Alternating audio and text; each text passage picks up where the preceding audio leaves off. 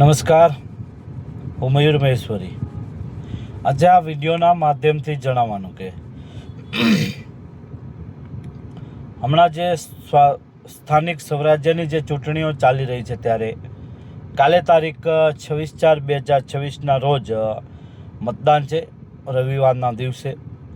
ત્યારે સમગ્ર કચ્છ જિલ્લાના મતદારોને અપીલ કરું છું, તેમજ માંડવી અને મુન્દ્રા તાલુકા પંચાયત અને નગરપાલિકા જિલ્લા પંચાયતના તમામ ઉમેદવારોને,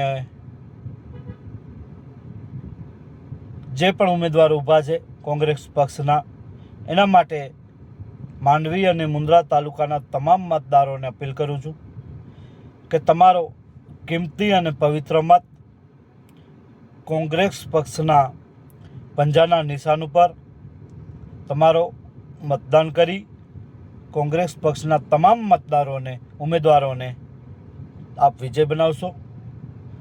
તમારો એક મતની કિંમત તમને 5 વર્ષ સુધી હેરાન ન થવું પડે, એટલા માટે તમે આ તમારા કિંમતી જે તમારો પવિત્ર મત છે એમની કિંમત સમજજો. કારણ કે આ ભાજપ સરકાર પાસે તાયફા અને ફોટો સેશન સિવાય કાંઈ રહ્યું નથી. જ્યારે એ લોકો મત માંગવા આવશે ત્યારે હાથ પણ જોડશે, પગ પણ જોડશે, પરંતુ એ જીતી ગયા પછી તમારું મોઢું પણ નહીં જોવે. નહીં આપણે જોઈ શકીએ છીએ ગ્રાઉન્ડ ઝીરો ઉપર કોણ કામ કરે છે, કોણ કામ નથી કરતું.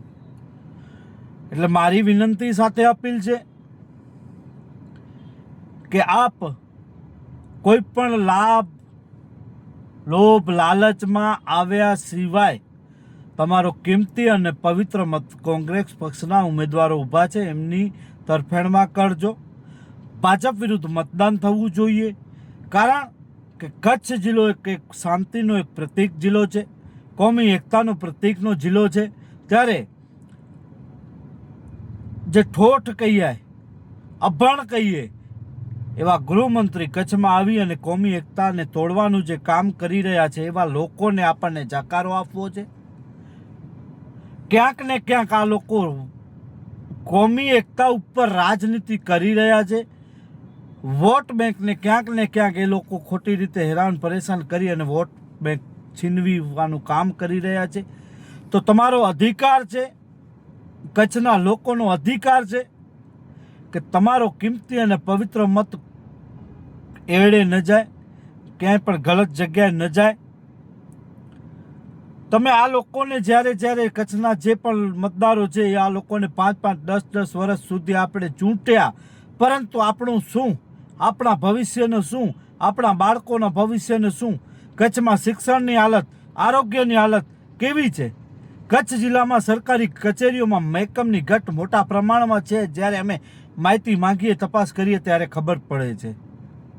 તો જે સાચી માહિતી છે હું કચ્છના તમામ મતદારો પાસે પહોંચાડું છું.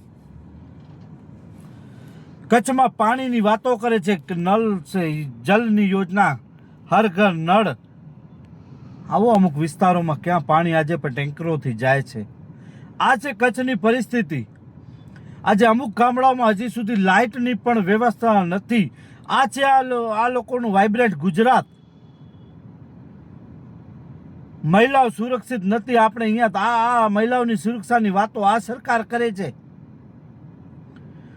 હવે બહુ થયું.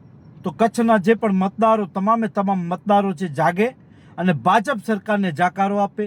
આજે કોમમાં, ભાઈમાં વેર ઝેર કરાવનારી આ સરકાર છે. આ ભાજપ સરકારની જે વિચારધારા, નીચ માનસિકતા ધરાવનારી વિચારધારા છે, તો આવા લોકોને જાકારો આપવો જોઈએ. કચ્છમાં રોજના લૂંટ, હત્યા, ચોરી કેટલા બનાવો બની રહ્યા છે. ક્યાં છે કાયદો અને વ્યવસ્થા? ક્યાં કામ કરી રહ્યું છે?